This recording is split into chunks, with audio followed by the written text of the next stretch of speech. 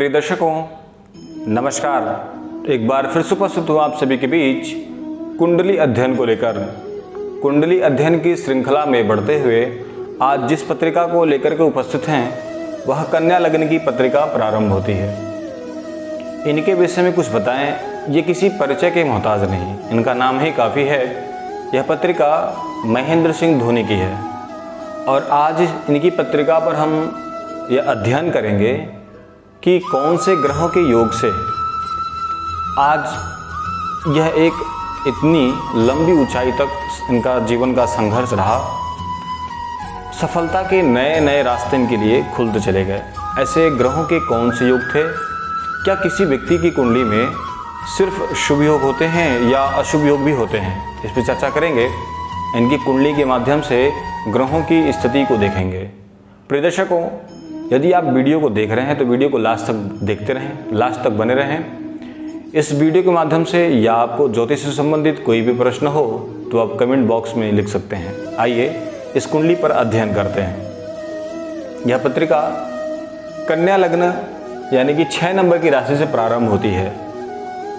लग्न के प्रथम भाव में जो राशि होती है लग्न वही होता है। 6 नंबर लिखा है यानी कि कन्या लग्न की पत्रिका। चंद्रमा जहाँ बैठा होता है वही चंद्र राशि होती है। तो चंद्रमा लग्न में ही बैठा है तो कन्या लग्न कन्या राशि। कन्या राशि सौम्य राशि है और इसी राशि पर बुध ऊंच के होते हैं। बुध की मूल त्रिकोण राशि भी कन्या है और इसी राशि पर शुक्र अपने नीच के फल देते हैं, यानी उसमें शुभता कम होती है और अशुभता ज़्यादा पाया जाता है। कन्या लग्न लग्नेश अपने से दसम भाव में यानी जो केंद्र भाव है, केंद्र भाव के दसम भाव में स्वग्रह बैठे हैं। व्यक्ति अपना पहचान स्वयं लेकर के पैदा हुआ है और अपने ही घर में बैठा है। सूर्य, चंद्रमा, राहु और केतु को छोड़ के यानी कि मंगल, बुध, गुरु और शुक्र, शनि ये पंच महापुरुष योग का निर्माण करते हैं। कुंडली में यदि ये केंद्र भाव में अपने ही राशि में उच्च के मूल त्रिकोण राशि में स्थित हों तो ये पंच महापुरुष योग का निर्माण करते हैं। जैसा कि यहाँ पे दसम भाव में जो स्थिति बन रही है बुध की, और लग्नेश लग्न से दसम भाव में अपने ही घर में दसम भाव के कारक बुध होते हैं और इसी भाव में ये स्वराशि यानी मिथुन राशि के स्थित हैं जो भद्र नामक योग का निर्माण कर रहे हैं। भद्र योग में जन्म लेने वाला जातक जिस पद पर होता है, यदि वो किसी प्रशासनिक स्थान पर होता है तो उसमें पदोन्नति करता है, व्यापार क्षेत्र में होता है तो व्यापार बढ़ाता है, यानी कि व्यक्ति जिस क्षेत्र में होता है उस क्षेत्र में वो पदोन्नति करता ही रहता है। किसी भी कुंडली में सबसे ज़्यादा अगर कुंडली को प्रभावित करता है तो वो लग्नेश होता है। लग्नेश की जैसी स्थिति रहेगी व्यक्ति का प्रभुत्व वैसा ही निखर के सामने आएगा। तो लग्नेश बुध अपने ही घर में दसम भाव में स्थित होकर के भद्र नामक योग का निर्माण कर रहे हैं, तो वहीं सूर्य के साथ स्थित होकर के बुधादित्य योग का भी निर्माण कर रहे हैं। बुधादित्य योग सूर्य और बुध से बनता है और दसम भाव में यह योग विशेष फलकारी माना जाता है। ऐसे व्यक्ति यदि किसी की कुंडली में हो, यदि आपकी कुंडली में भी ऐसा योग है तो ऐसा व्यक्ति प्रशासनिक स्थान में या किसी गवर्नमेंट जॉब में जरूर नौकरी पाता है, भले से वो 1 वर्ष के लिए हो या हमेशा के लिए हो। अगर वो प्रयास करे तो नौकरी निश्चित रूप से उसे मिलती है। दसम भाव में सूर्य बुध की युति को बुधादित्य योग बोला जाता है और इस योग में जन्म लेने वाला जातक पेचीदा से पेचीदा कार्य को बड़े आसानी से कर जाता है, क्योंकि बुध जो होते हैं वो बुद्धि के कारक हैं। यानी कि बुद्धि का इस्तेमाल कैसे करना है ये बुध को बहुत आसानी से आता है और वही तो लग्नेश हैं। और दसम भाव में जो केंद्र भाव का दसम भाव होता है सबसे बली होता है और वहीं पर जाकर वो स्थित है। किसी भी कुंडली को देखने के लिए सबसे पहले लग्न व लग्नेश को देखना चाहिए। अब हमने लग्नेश को देख लिया जो 2 योगों का निर्माण कर रहा है, भद्र योग और बुधादित्य योग का। अब लग्न पर दृष्टि डालते हैं कि लग्न की स्थिति क्या है। लग्न में 3 ग्रह विद्यमान हैं, चंद्रमा और गुरु और शनि। शनि इस कुंडली में पंचमेश होकर के लग्न में स्थित हुए हैं। ये बहुत अच्छी स्थिति मानी जाती है। किसी भी लग्न का स्वामी यदि उस लग्न के पंचम भाव का स्वामी यदि लग्न में स्थित हो तो वो बहुत अच्छा स्थान बनाता है। और इस भाव में बृहस्पति केंद्र भाव के स्वामी हैं, वो लग्न में स्थित हैं, यानी कि लग्न और त्रिकोण भाव का संबंध लग्न में बन रहा है। गुरु जहाँ पे बुद्ध बुद्धि के कारक हैं तो बृहस्पति सद्बुद्धि के कारक हैं, ज्ञान के कारक हैं। और शनि पंचमेश शिक्षा भावेश बुद्धि भावेश होकर के लग्न में बैठा है। ऐसे व्यक्ति अपने पिता के मान सम्मान को बढ़ाने वाले होते हैं।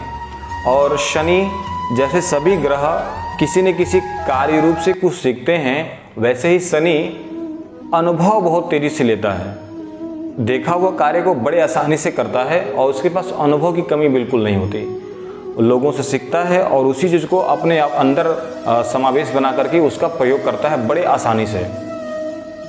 तो बृहस्पति एक जो सद्बुद्धि के कारक हैं और शनि जो प्रत्येक बात के जड़ में जा करके उसको खोद बीन करके समझ बुझ के उसका उत्तर देने वाले शनि होते हैं। इन दोनों की स्थिति बहुत अच्छी स्थिति मानी जाती है।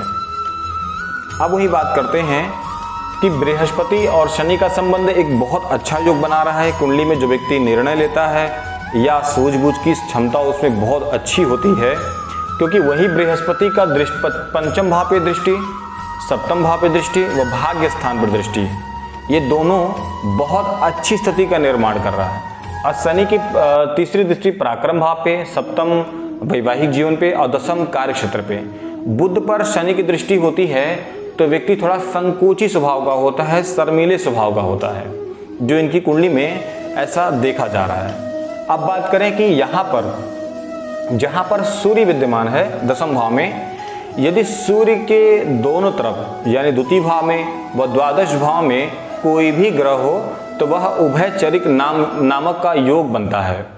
यदि शुभ ग्रह हो तो शुभ योग, यदि पाप ग्रह हो तो पाप योग बनता है। वैसे ही देखिए सूर्य स्थित है, उसके द्वादश भाव में मंगल, द्वितीय भाव में राहु और शुक्र विद्यमान है। उभयचरिक योग में जन्म लेने वाला जातक किसी भी कार्य को बड़े चालाकी से करता है। सामने वाले के मन में क्या चलता है वो उससे पहले सोच समझ के निर्णय लेने में दक्ष होता है, जो सूर्य को पूरा अच्छे तरीके से बल मिल रहा है। 3 योग इनकी कुंडली में विशेष रूप से पाया जा रहा है।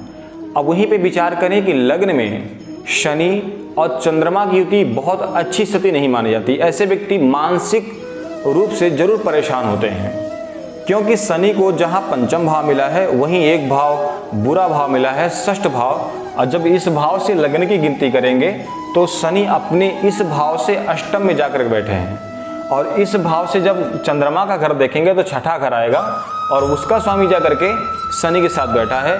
शनि चंद्रमा की युति से विष नामक अशुभ योग का निर्माण होता है, जो व्यक्ति को जीवन में संघर्ष को लेकर के, निर्णय को लेकर के, अपने व्यक्तित्व के लिए, अपने पर्सनल जीवन के लिए बहुत ज़्यादा कंफ्यूजन पैदा करता है।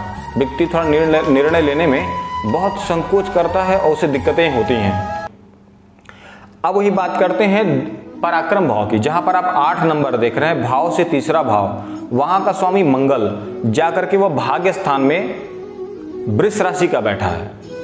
मंगल इन कुंडली में ना ये लग्न के मित्र हैं और ना ही इन्हें कोई अच्छा घर मिला है। एक पराक्रम का मिला है तो एक आयु का मिला है। इस भाव से आयु का विचार करते हैं, आपदा का विचार करते हैं, और उन्हें एक भाव मिला है पराक्रम।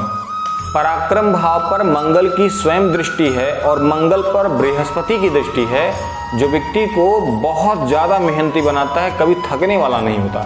ऐसे व्यक्ति को एक कार्य के बाद दूसरा कार्य करने में संकोच नहीं होता, थकान महसूस बिल्कुल नहीं करते। इनको पराक्रम करना ही इनके जीवन का उद्देश्य जैसे बन जाता है। मंगल की दृष्टि अपने ही भाव पर, कोई भी ग्रह हो यदि वह अपने घर को देख रहा है तो उस भाव को बहुत बल देता है, यानी कि इनके अंदर साहस, बल और के अंदर बहुत अधिक देखने को मिलती है। अब बात करते हैं शुक्र और राहु की। तो शुक्र और राहु यदि किसी भी कुंडली में लग्न में, तृतीय भाव में, दशम में, एकादश में स्थित हों तो व्यक्ति की पहचान बहुत अलग तरीके से बनाते हैं। और यहाँ पर शुक्र और राहु का संबंध है। शुक्र क्या करता है, आकर्षित करता है, लोगों में अपनी अच्छी पहचान बनाता है, अपना अच्छा व्यवहार बनाता है। और राहु के साथ बैठा हुआ है जो इन्हें प्रसिद्धि और धन ख्याति सब एक साथ प्राप्त किया। और राहु की महादशा में सन 2000 से इनका राहु की महादशा प्रारंभ है। 18 वर्ष की राहु की महादशा होती है।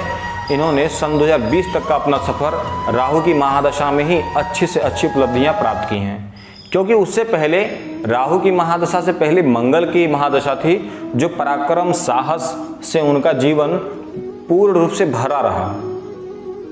प्रदर्शकों, आज के इस कुंडली के विश्लेषण में हमने ये देखा कि लग्नेश की स्थिति बहुत अच्छी थी।